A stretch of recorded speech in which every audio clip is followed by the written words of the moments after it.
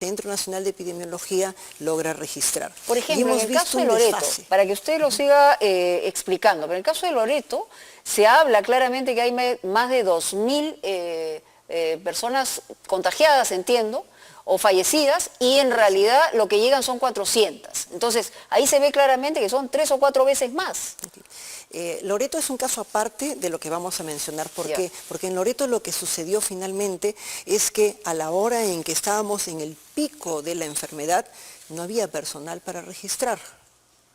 El personal o estaba afectado o había tenido que retirarse o estaba ayudando a la parte asistencial y fueron varios días que no pudieron registrar.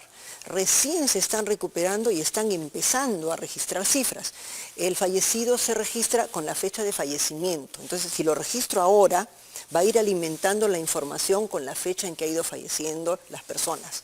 Esto significa que Loreto sí es un caso aparte. Ya. ¿Y el resto de regiones? Ya, en el resto. Primero tenemos el problema de las dificultades de sistemas. Y quiero hacerles presente que a lo largo de la semana hemos venido analizando y le he ido informando al presidente, hoy inclusive, cómo ha ido esto evolucionando. El Centro Nacional de Epidemiología ha hecho todo un análisis a lo largo de la semana y nos ha hecho una serie de propuestas para mejorar esto. Estas propuestas incluyen la parte de sistemas, incluyen la forma de registro, incluyen varias cosas más que son muy técnicas, pero lo importante es que les diga que no van a ver ustedes aparecer nuestra sala situacional habitual de varias páginas y con varios temas. Ya lo habíamos mencionado hace 48 horas que ya no hay esas solamente esa se está empezando a publicar una sala resumida. Esto va a ser por unos cuantos días mientras se empiezan a hacer las modificaciones. Y podían cambiar las cifras diametralmente, porque ya hay proyecciones bastante altas. Ya empezamos nosotros a poner algunas cifras que estamos registrando, pero lo importante es que hagamos un cambio completo. Algunas cosas ya comenzaron. Si ustedes recuerdan, el presidente estaba muy preocupado por la cifra de fallecidos. Y en la gestión del doctor Víctor Zamora, el 4 de junio, se formó un grupo que empezó a analizar los problemas de fallecimiento. ¿Dónde estaba la falla? Esa primera cifra que tenemos nosotros de 3.000 y pico de fallecidos más, es la primera que hemos incorporado. En esta semana nos debe llegar un segundo informe. Un segundo asunto que se hizo en ese momento a raíz de las sugerencias de esa comisión es que se empezó a incorporar los sospechosos. Mónica, nunca habíamos incorporado los sospechosos. Ahora tenemos registro de las personas que están positivas con una prueba cualquiera que sea, pero prueba positiva, que es lo que siempre tuvimos. Hemos añadido sospechosos. Por ejemplo, hoy día hay 18.000 fallecidos en total, se han añadido 7.000 sospechosos y tenemos el SINADEF que nos habla de 43.000. O sea, nosotros ya estamos registrando desde hace unas cuantas semanas. O sea, están 18 más 25.000. 25.000. En total. ¿Okay? Confirmados y sospechosos. Y nos queda todavía una diferencia con el SINADEF de 15.000 aproximadamente. Esa diferencia con el SINADEF, como ocurre en los otros países del mundo, se va a tener que aclarar poco a poco. ¿Qué significa? Que cuando tengamos personal suficiente y momento y tiempo para hacerlo, en este momento no va a ser posible, eso tenemos que tenerlo claro todos. El análisis le llaman así, disculpen la crudeza, el análisis de muerte que se hace después de, porque uno tiene que tomar esas, en este caso del día de hoy, hasta hoy 15.000 historias, hay que ir una por una. Si es que hay historia. Claro. Si hay historia, hay que ver. Y luego se hace lo que se llaman las autopsias verbales. Conversar con los familiares si ha sido en casa, con los cuidadores. Y ahí se confirma o no si ha sido de COVID. Y se ve cuántos pueden pasar al grupo de muerte definitivo. No se descartaría que fueran esos 15.000 adicionales, o sea... Que sean todos no es posible. ¿Por qué? Porque las personas fallecen de infarto de miocardio, de descompensación de diabetes, de accidentes. Bueno, crímenes ha disminuido notablemente con todo lo que vivimos. Claro, ese ha sido el efecto contrario, digamos, accidentes y crímenes. Porque eso se ha registrado en años anteriores, 18 y 19. Pero efectivamente la cifra ha crecido a más de 60.000, digamos, en la diferencia diferencia entre esos años y el 2020, ¿no? Sí. Eso en cuanto a la parte de fallecidos que ya se comenzó. Y contagios.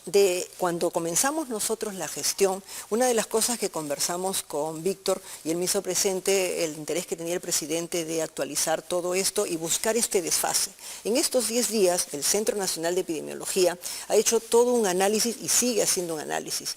Hemos tenido también varios comentarios de investigadores de fuera de la institución que nos han hecho llegar y que nos han dado sugerencias que tenemos que hacer. Entre lo que nos sugiere el Centro Nacional de Epidemiología y lo que nos sugieren las personas de fuera para ayudarnos a mejorar, estamos en este momento empezando a analizar cuál va a ser la mejor estrategia. Claro, o sea, la idea tampoco no es conocer los números por una cuestión de morbo, sino todo lo contrario, para tomar mejores decisiones y calcular, porque ahí es donde viene el defecto del cálculo. Y ahí es donde yo quisiera ir, en qué situación de la enfermedad estamos, porque inicialmente fue todo el enfrentamiento, ¿no?, de los contagios agudos, las muertes y la multiplicación de casos, pero hoy estamos frente a una pandemia crónica, una pandemia que es de largo aliento, que es mucho más complicado. ¿Cómo ha cambiado la manifestación de la enfermedad en el Perú? Justo coincidiendo con el momento en el cual hemos hecho el cambio de mando con Víctor, en realidad hemos hecho también un cambio de estrategias, porque por coincidencia esto va así.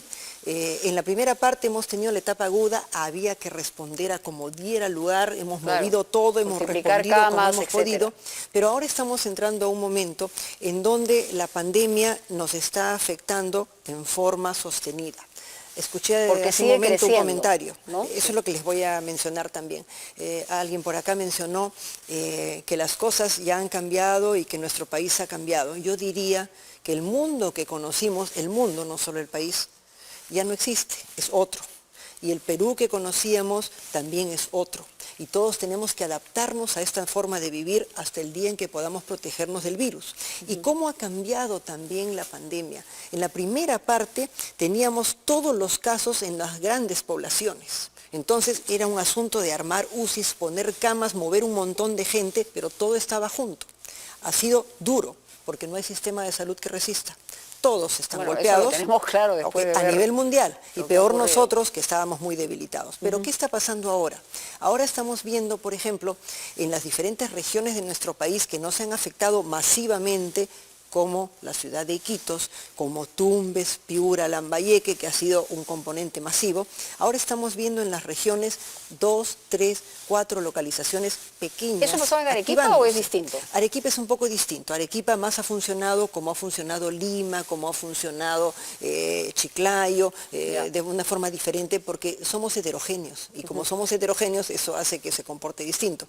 Pero lo que más estamos viendo en este instante son sitios donde la pandemia va moviéndose. Pero en términos generales podemos decir que está subiendo el número de contagios nuevamente. O sea, ¿estamos hablando de qué? ¿De un rebrote? ¿Estamos hablando de una curva hacia arriba? ¿Hacia dónde puede llegar el tema de los medios del transporte? Hoy escuchaba en la mañana, la ex ministra de Salud decía que es una locura abrir restaurantes y abrir los medios de transporte de esa manera. Ahora, ¿qué alternativas hay? No lo sé. Lo que quería decirles es cuando salta así hay que hacer cuarentenas focalizadas hasta este momento, que va a ser probablemente la estrategia más práctica. Y por otro lado, ¿qué ocurre con toda la población? Tenemos que hacer atención en el primer nivel, reconocer a todas las personas que se encuentran en la población y que estén positivas. Y aquellas que estén con algún pequeño síntoma, de inmediato darle tratamiento, para que tratemos de contener. Eso por un lado. ¿Por qué es tan difícil el tema del primer nivel solamente para él? ¿Por qué es tan complicado? Así, rapidísimo. Es complicado, primero, porque estamos muy bajos de personal. Ya. Segundo... afectado por la enfermedad o simplemente no los tenemos. Así es. Ya. Segundo, porque el primer nivel, hay que ser honestos, nunca le hemos hecho mucho caso. Y todo el mundo está más interesado en hospitales y en CUSIs, no está muy interesado en puestos y centros de salud de diferente nivel, y mucho menos de brigadas y cosas por el estilo. Todo el mundo cree que la medicina más sofisticada es la más importante, cuando en realidad lo más importante es evitar que las personas se enfermen en casa. Ciertamente. ¿Okay? Y con eso evitamos las otras enfermedades. Entonces, el primer nivel nunca les hemos hecho caso, es poco atractivo para trabajar. Hemos tenido formación de médicos de familia y no hemos tenido plazas de médicos de familia. Y todo el mundo hablaba mucho de la atención primaria, pero ¿dónde estaba la atención primaria? ¿Dónde está el médico para que trate? Así claro, es, y no tenemos. Recién se ha empezado a incorporar en los últimos 2 años médicos de familia y muy lentamente, pero en realidad todo el primer nivel es lo más importante en un sistema de salud, y que conste que lo digo yo. Yo soy tercer nivel y trabajo en biología molecular. Más tercer nivel no puedo ser, pero uno tiene que ser consciente como médico y como ciudadano que es el primer nivel el más importante. Y en ese primer nivel sí podemos contener la pandemia, y ahora, en este momento, ya tenemos medicación. Hay ivermectina en muchos lugares, lo están fabricando inclusive, en muchas regiones, y los mismos gobiernos regionales lo están haciendo. ¿Y está dando los resultados que ustedes están esperando? Por supuesto. Eso está haciendo contención, es lo que necesitamos, contención. Y a propósito de resultados, ha insistido el gobernador de Arequipa en algo que está prohibido. Está prohibido por la OMS, por la Organización Panamericana de la Salud, que es el hipoclorito. Entiendo que usted conversó con él de la mejor manera, ¿no? Y ¿qué pasa con él? O sea, ¿dónde está el cortocircuito? Pensando positivamente, yo digo que es la desesperación de las personas por encontrar algo, ¿no? En salud es bien complicado, Mónica, porque el 30% de las personas se curan solas, ¿ok? El 30%. Y está demostrado que si yo le hablo a una persona, le digo, mire, este medicamento que tenemos acá, he visto resultados excelentes, es muy buen producto, sí, está claro. Demostrado, yo hago toda una serie de refuerzos y mi cerebro va a cambiar. Se liberan endorfinas, encefalinas, me aumentan las defensas y yo tengo mejor respuesta. El 80% de las personas no tienen síntomas. Entonces, si yo en mi desesperación estoy positiva y me dan una pastilla, no sé, me dan una patita de conejo y yo me cuelgo la patita de conejo, y estoy en el 80% que no tiene síntomas, ¿qué voy a decir? Patita de conejo funciona. Claro, pero la patita de conejo no te hace daño. Finalmente la tienes en la mano, pero la otra te la tomas. Es más seguro la patita de conejo. Es mucho más seguro para el 80% de personas que no tienen síntomas. Claro. Pero para las personas que se toman alguna cosa no reconocida, en realidad, yo creo que tenemos que ser racionales.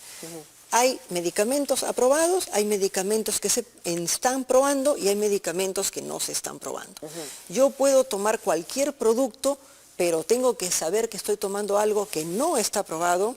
Tienen alguien que explicarme los riesgos que puedo correr, porque los riesgos pueden ser años después. Y sobre todo, mis esperanzas. Tomar un medicamento en la esperanza de que pueda funcionar cuando en realidad no funciona.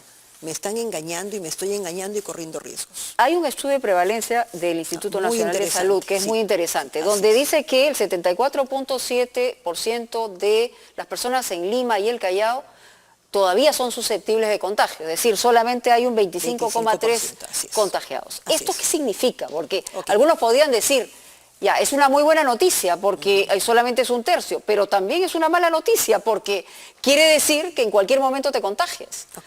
Eso es un estudio de prevalencia que se ha hecho en coordinación con el personal del Centro Nacional de Epidemiología, el Instituto Nacional de Salud, con apoyo del Instituto Nacional de Estadística y con todo un diseño epidemiológico. Si yo tomo pruebas a los que estamos en toda la ciudad, y tomo grupos de interés, hogares en donde hay personas mayores, va a haber muchos positivos. Claro. Si me voy a un mercado donde sé que hay muchos positivos, si me voy a un sitio donde se toma movilidad y se hace cola unos sobre otros, voy a encontrar muchos positivos. Donde hay gente encerrada, hay muchos positivos, donde no hay aire, hay muchos positivos. Entonces, si ustedes ven las cifras, con las cifras uno puede en realidad engañarse, porque si yo incluyo en las cifras todos los registros de grupos especiales, me va a salir muchos positivos. ¿Qué tengo que hacer yo para saber la realidad? Sí. El INEI nos da una estadística. Ellos nos dicen, la población de Lima tiene esta composición. tantos de tal edad, tantos hombres, tantas mujeres. Luego nos dice tantos en este distrito. Luego nos dice tantos que trabajan. O sea, hace un diseño de la muestra que sea representativa. Si yo voy y tomo muestras a todo San Isidro, me va a salir una cosa. Y si tomo muestras a todo San Juan del Lurigancho, me sale otra. ¿Okay? Claro, y no necesariamente por el número de habitantes, sino por el...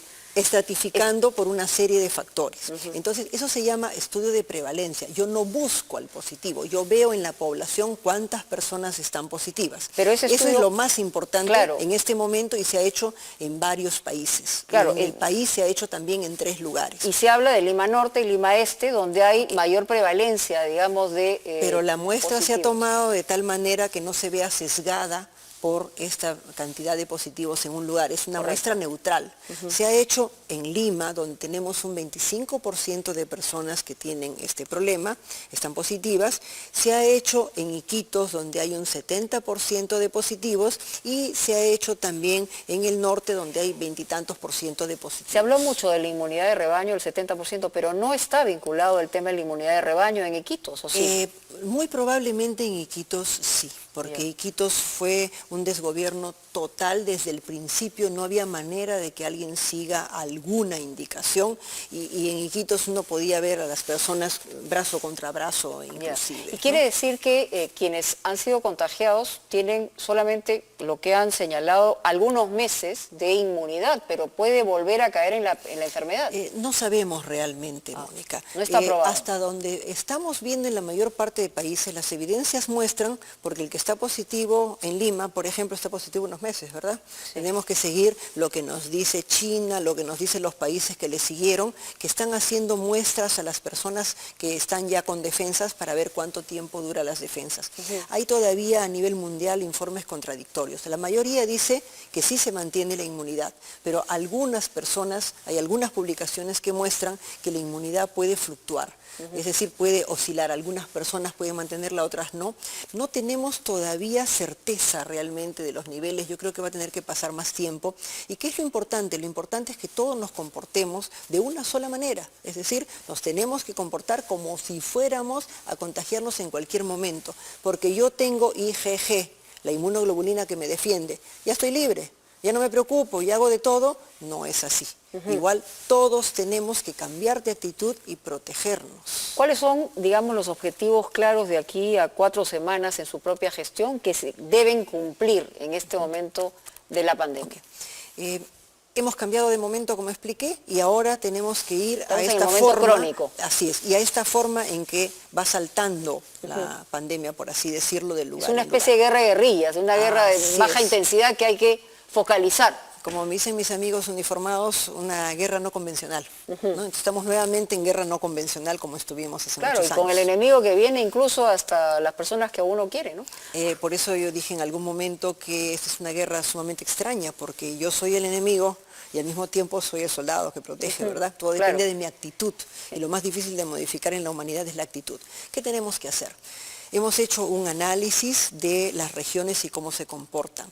Estamos, desde el punto de vista de salud, no administrativo, estamos organizando macroregiones de salud.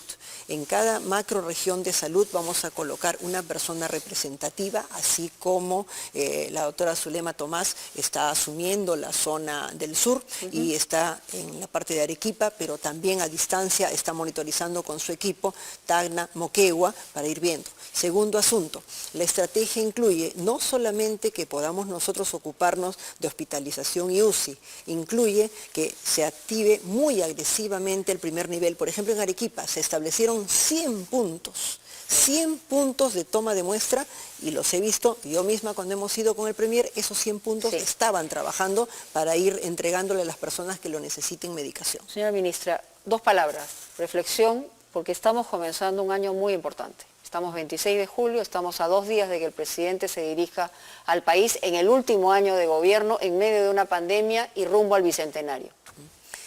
Primero tenemos que reconocer, lo primero que tenemos que reconocer es que nuestro país ya cambió, ya no es el mismo. Y eso significa que nosotros los peruanos también tenemos que cambiar. Y significa que no vamos a cambiar por 15 días, nuestra forma de vivir está cambiando.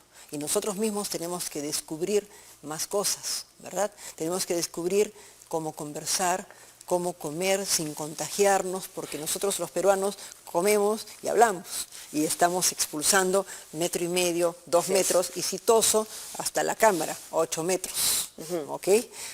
Por eso todos tenemos que aprender ahora, ¿ok? Todos tenemos que cambiar, pero al mismo tiempo, va a ser duro, y todavía nos espera varios meses de esta etapa prácticamente sostenida de lucha. Pero al mismo tiempo yo veo en esto algo que nos va a ayudar a llegar al bicentenario diferentes.